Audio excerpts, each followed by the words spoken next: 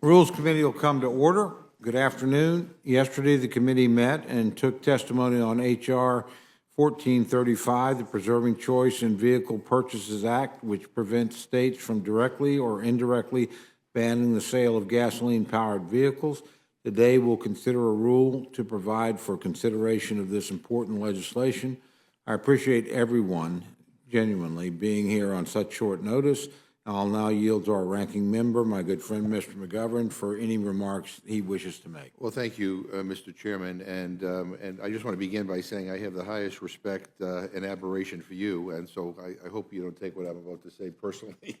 Mr. Chairman, we find ourselves here once again meeting because of House Republicans' incompetence to work not just across the aisle, but with each other, incompetence to do basic math and count how many votes they have, incompetence to make promises in good faith and then stick to them, incompetence to plan ahead, incompetence to govern. And we've wasted another week here when we could have instead passed legislation to improve the lives of everyday people or have taken steps to ensure that our government doesn't shut down. Unfortunately, I think there are many of us, unfortunately, many of us aren't all that surprised to be back here tonight. Anyone who has been paying attention since spring could read the writing on the wall. And I hate to say it, but we told you so. Republicans would rather throw this chamber into chaos than actually do the work and govern. And unless something changes drastically, our government will shut down in 2.5 weeks. And many of our Republican colleagues don't even care. You know, in fact, a member of this committee said yesterday, I quote, "If the government shuts down, let's shut it down," end quote. That's a member whose state, South Carolina, has over 20,000 residents who are federal employees, people who have mortgages and families and health issues and child care expenses. They can't afford to miss a paycheck. But it's all about scoring political points. I mean, all Republicans are focused on right now are three things: trying to shut down the government, trying to impeach the president, and trying to kick Kevin McCarthy out of the Speaker's office. And here's a crazy suggestion. Why don't you focus on doing things like make life better for everyday people? Why don't you focus on working with us to make sure that the government stays open and serves the people we represent? Why don't you stop trying to score political points, stand up to the extremists, and start acting like adults? And with that, Mr. Chairman, I yield back. Well, I thank my friend very much. I'll quickly remind him, though, that the appropriations process last year was finished in December. And technically the year before that was finished in March of the year after the fiscal year. So it's a difficult process. We'll see where we go, but we're working through it, and we're going to continue to work. The chair will be in receipt of a motion from the gentleman from Texas, Dr. Burgess. Mr. Chairman, I move the committee grant H.R. 1435, the Preserving Choice in Vehicle Purchases Act, a closed rule. The rule waives all points of order against consideration of the bill. The rule provides that the bill shall be considered as read. The rule waives all points of order against provisions in the bill. The rule provides 1 hour of general debate, equally divided and controlled by the chair and the ranking minority member of the Committee on Energy and Commerce or their respective designees. Finally, the rule provides one motion to recommit. Thank you very much. You've now heard the motion. Is there any discussion or amendment to the rule? Mr. Chairman. Gentleman from Colorado is recognized. I thank the chairman, and I certainly share the mutual respect that our ranking member articulated for the chairman, and so my remarks likewise aren't intended to be pejorative with respect to the chairman. But I'd be remiss if I didn't make perhaps the obvious point that this chaotic process is not by accident. It is by design, regrettably, by my colleagues on the other side of the aisle. The part that I think frustrates most Americans, those who are following the machinations of the House of Representatives under Republican control, perhaps most upsetting, is that there is an alternative way. The alternative way is pretty simple. It's working with your colleagues on the other side of the aisle. Democrats in the House have made clear our commitment to working in good faith. We did that when we voted for the Fiscal Responsibility Act, the compromise that was negotiated by the president with congressional leaders. And at every turn, House Republicans seemed intent, fixated on doing the exact opposite. And what we now find is, having jettisoned any willingness to engage Democrats in good faith, that Republicans can't come to an agreement internally themselves. Discussing the motion, which I think is more prerogative to do. But yeah. So just to continue, again, stating the obvious, 18 days until the government shuts down. 18 days. This week, how many appropriation bills will we take up? How many bills to fund the government to ensure that our troops are paid, that core government operations continue? None. Not one. Instead, we will take up a bill to protect the internal combustion engine, on the heels of the bill that we took at the end of July to take actions that would impede protections for the long-eared bat. What are we spending our time on?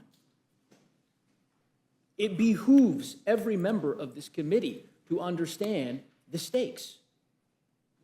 So, we'll vote on this motion. We'll have the debate tomorrow. Everyone will go home. And when we come back on Monday, 13 days until the government shutdown. Nowhere closer to a resolution.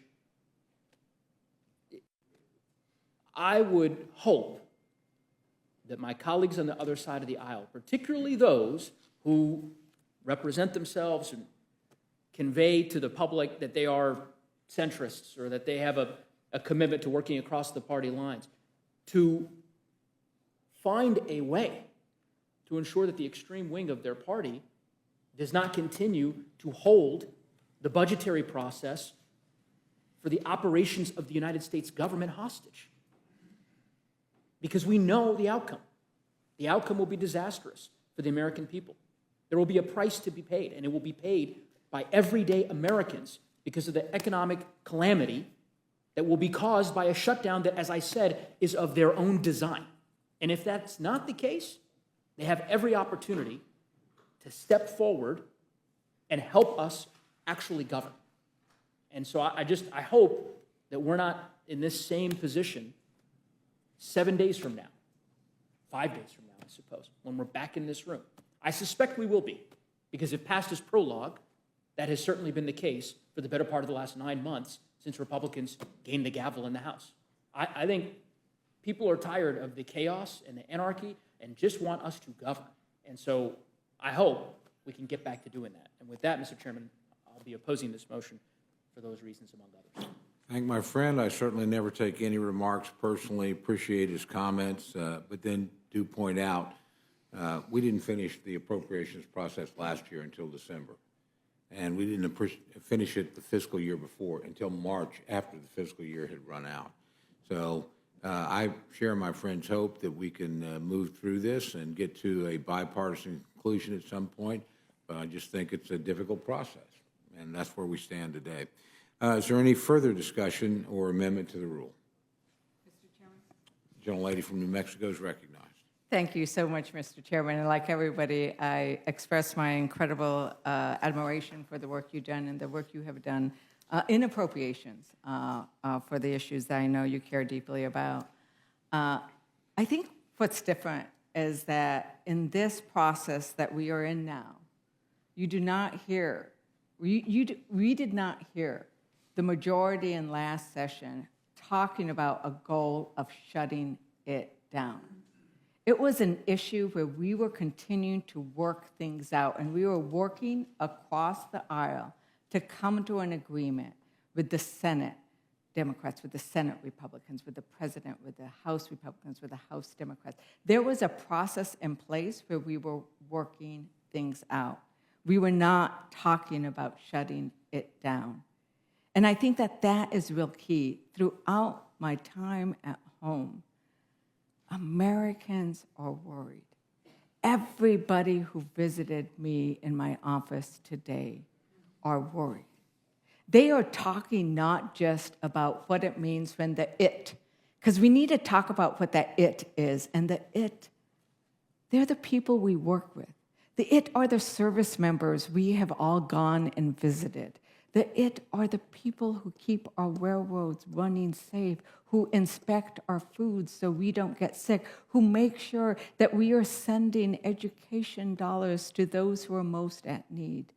The it is a federal government that actually provides services, an important role for our communities, especially our rural communities. And I think that that is the difference, is that Americans don't want us to be headed to a goal of we are shutting it down, but rather we are working it out. And for that reason, I also will oppose this motion and the idea that we are going to go from addressing an appropriations bill tomorrow to solely addressing a bill regarding states' rights and California's ability to decide what it wants to do with under the Clean Air Act and regulations that have been in place for 50 years. Thank you very much, Mr. Chairman, and I reel back. Thank you very much, and again, I appreciate my good friend comment, but again, I point out, last year at this same time, we were in this same place. My friends were in the majority, actually, and we'll see where we end up. I shared the hope that you expressed, and we do work together on a lot of things together, which I'm very grateful for, that we avoid a government shutdown and that we get the business done. And I wish we weren't as close to that as we are, but it's not a new place for the Congress to be, regardless of which party happened to be in control of it. So we'll see how things go. Is there any further discussion or any Yes, amendments? Mr. Chairman. The gentlelady from Pennsylvania is recognized. I just did want to associate myself with the remarks of my colleagues over here. Like Ms. Ledger Fernandez, I too spent this afternoon meeting with a whole range of constituents, and to a one, they brought up the prospect of a shutdown and what it would mean to them, members of the military, folks who are working on construction projects. The meeting I came over here to the Rules Committee from was with people dealing with food insecurity and talking about the fact that hunger and the need for food at food banks, et cetera, has skyrocketed in recent months, particularly since the cutting back on SNAP benefits, and what is going to happen as when in so many of our districts we have a large number of federal employees, when those folks start missing paychecks and have to resort to food banks. Our food banks are already at capacity, and we can't afford this. We saw what happened just in 2019 last time House Republicans forced a shutdown. I mean, here, I don't think it's like the last few years because we are not seeing progress towards resolution. If anything, things are getting worse when the majority party can't even get their own bills to the floor. So I just want to express the frustration that I'm hearing from my constituents. They want government to work. We want it to work. And we just wish that the House majority did as well. And I would yield to Mr. Neguse. Well, I think the gentlewoman, and I certainly concur with her sentiments, and in particular as she expressed the real consequences that American people will be feeling, everyday Americans, that they will experience in the event of a government shutdown. But I just have to, with respect, I think, Mr. Chairman, clarify perhaps one of your comments and provide a bit of a rebuttal, because I think it's important to disabuse the American people of any notion that what's happening today is similar to what has happened when Democrats were in control of the House. One thing you will not find, Mr. Chairman, as you well know, a year ago, 2 years ago, when Democrats had the majority, were Democratic members pining for a government shutdown, making clear publicly their expectation that the government should shut down, asking that the government shut down, working towards that end. That is very, very different. That is unique to the House Republican Conference. That is not something that has bedeviled our caucus. And, to take down a trip, of course, on history, giving a sense of contextual history, as we know, this is not the first time around for the House Republican Conference. In 2019, when I was first sworn into the Congress with my colleague from Pennsylvania, Republicans shut down the government, right? We entered 2019 with Speaker Paul Ryan and a partial government shutdown. In 2013, House Republicans shut down the government. when John Boehner was Speaker. In the mid-90s, House Republicans shut down the government when Newt Gingrich was Speaker. So, as I said, if past is prologue, we know what the end of this movie looks like, and I would just implore some of my colleagues on the other side of the aisle to prevent that outcome. It is within their power to do so. And to the extent that they are looking for a way out, one could look no further than your colleagues in the upper chamber in the United States Senate, where Republicans are working with Senate Democrats to pass bills on a bipartisan basis. It's not rocket science. I yield back. Appreciate my friend's comments. Or any further comments or amendments? Hearing no requests for further amendments, the questions on the motion to report. All those in favor signify by saying aye. Aye. Those opposed say no. No. In the opinion of the chair, the ayes have it. Chair, ask for a roll call. Roll call's been requested. The clerk will call the roll. Mr. Burgess. Mr. Burgess, aye. Mr. Reschenthaler. Mr. Reschenthaler, aye. Mrs. Fishbach. Mrs. Fishbach, aye. Mr. Massey. Mr. Massey, aye. Mr. Norman. Mr. Norman, aye. Mr. Roy. Mr. Roy, aye. Mrs. Houchin. Mrs. Houchin, aye. Mr. Langworthy. Mr. Langworthy, aye. Mr. McGovern. No. Mr. McGovern, no. Ms. Scanlon. No. Ms. Scanlon, no. Mr. Neguse. No. Mr. Neguse, no. Ms. Ledger-Fernandez. No. Ms. Ledger-Fernandez, no. Mr. Chairman. Aye. Mr. Chairman, aye. Clerk will report the total. 9 yeas, 4 nays. The ayes have it. The motion to report is agreed to. Accordingly, Mr. Burgess will be managing this rule for the majority. And Ms. Ledger-Fernandez for the Democrats. I look forward to that. It'll be an interesting debate. With that, the committee is adjourned.